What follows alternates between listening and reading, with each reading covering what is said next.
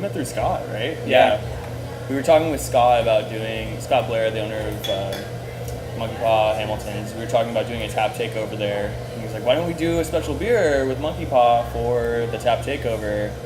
And I was like, that's a great idea. We haven't really done any collaborations besides with our conjoined twin, Amplified. So it's good to get outside of Miramar and kind of expand our horizons. My favorite question when I do collaborations is to ask if someone has something they want to do that they haven't had an opportunity to do without an excuse like a collaboration. Whether it's something they've seen or been researching or whatever it may be. And we pretty quickly determined that we didn't want to do just a straightforward IPA or stout or something like that we knew might have a little bit more sellability at the beginning, but was also plenty of them out there and stuff that we already do on our own. So this was a style that he's been looking to brew and has done some pilot batches on, but never this size, so just gonna let him take the lead. I had this concept of doing a San Diego bitter. So bitter is a traditional like English pale ale. It's very low alcohol. You can kind of see the color of it behind us. That's what the color the beer is going to be. It's kind of a copperish color. Has more of a malt character than like an American pale would have. English beer is incredibly unpopular right now, but it's very dear to my heart because that's what got me into craft beer. So I will never probably make an amber ale or a pale ale, like an English pale ale here, but if you dry hop it like a San Diego IPA, then why not, right? So that was the concept, making this very traditional beer, but then putting a twist on it and the San Diego kiss on it, you know? I was intrigued by this idea because I love San Diego style pale ales, IPAs, if you really need to put the I in there. But really coming back to having a beer that I could have more than 2 or 3 of in a day, have that session style of beer, if you just try to bring the alcohol down on those beers, it gets really thin and kind of lacks some character. So this beer, the malt brings back the character. Let Winslow kind of take the lead on the malts and that side of thing with the English concept. And then we talked about which period of hops in San Diego we wanted to kind of express. And there's, arguably been about 3 generations of hop profiles in the last decade or so in San Diego.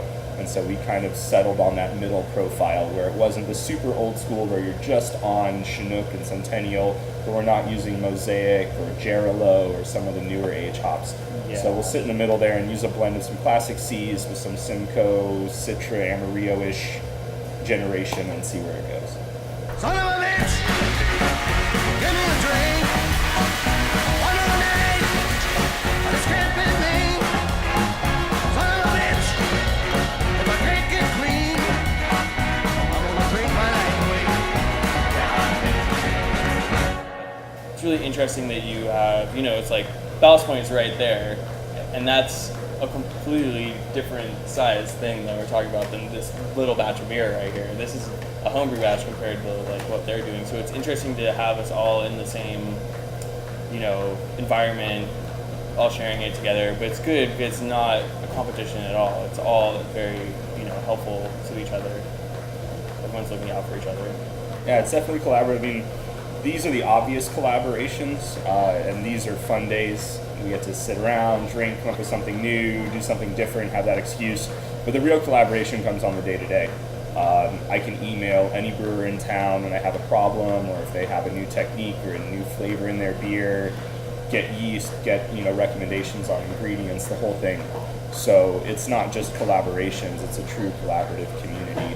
And I think that's what's elevated San Diego to the level and to the respect that we have worldwide in what we make. And it's probably the reason that we're sustaining as many breweries as we are right now. So Wednesday, June 15th is Drink About in South Park, North Park. So there's the bus that goes around to all the bars. That'll be the release evening at Hamilton's. And then that Friday, they'll have a Pure Project tap take overnight. And we'll also have 2 versions of this beer on cask Friday the 19th at Hamilton's. 17th, sorry, Friday the 17th. And then will the beer also be available here? Yes, it'll be on tap here. And when will it be on Maybe tap? somebody Monkey Paw? Yeah. And do we have a name for the beer yet? Not yet. Super secret. Come back in an hour. We need about 3 more of these, and ideas will start popping up. Son of a bitch!